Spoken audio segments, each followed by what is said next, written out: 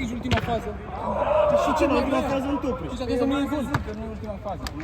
Mă, că a fost Deci la mulți ani România, 1 decembrie 2024, Ziua Națională a României, jucăm fotbal la București din internaționale Franșate, sport fervent și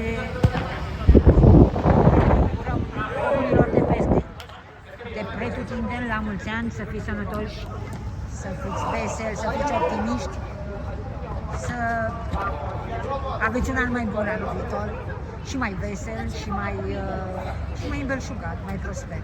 Da?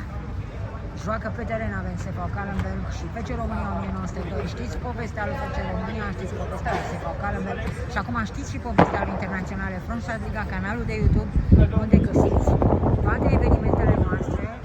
Pentru Calenberg Cup vă puteți uita și pe canalul de YouTube al lui Calenberg.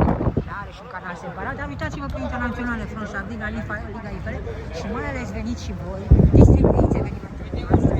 Așteptăm și presa, poate scrie și ea în România, ca să nu fim chiar așa.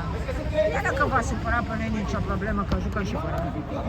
Mulțumim Tatiana Solomon și ziarului ei, Click, care a mai scris de noi, da? Deci astăzi, Ziua Națională a României, România Cup la București. Cupa României, protejată de marca europeană, România Cultură și Sport, la clasa 41. Da? Cei mai buni. Suntem buni, mă, mai trei le bate. Și terminăm cu ei bătut toată lumea.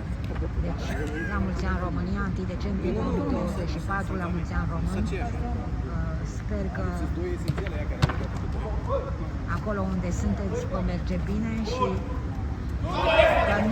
și că nu se încalcă drepturile omului și că sunteți apreciați și că sunteți fericiți și bravo! Bravo! Bravo! Da, bravo! Și oriunde sunteți, vorbiți, apărați-vă drepturile, spuneți, zbateți-vă pentru drepturile voastre. Că a fi român nu înseamnă un handicap, a fi român trebuie să fie ceva mitos, a fi român înseamnă european. Și a fi român înseamnă european, indiferent unde te naști, este important că ești în Europa și că în Europa avem drepturi câștigate de mulți ani de zile, da? Indiferent dacă o să avem un președinte sau un președinte, doamnele nu le încălcă nimeni drepturile. Doamnele se zbat în continuare și au drepturi protejate, adică nu poate să vină, aud povestea că dacă vine un domn nu o să mai fie drepturile, nu cred așa ceva și nu-mi doresc așa ceva, da? Și fac pariu că româncele cum au gura mare își vor apăra drepturile.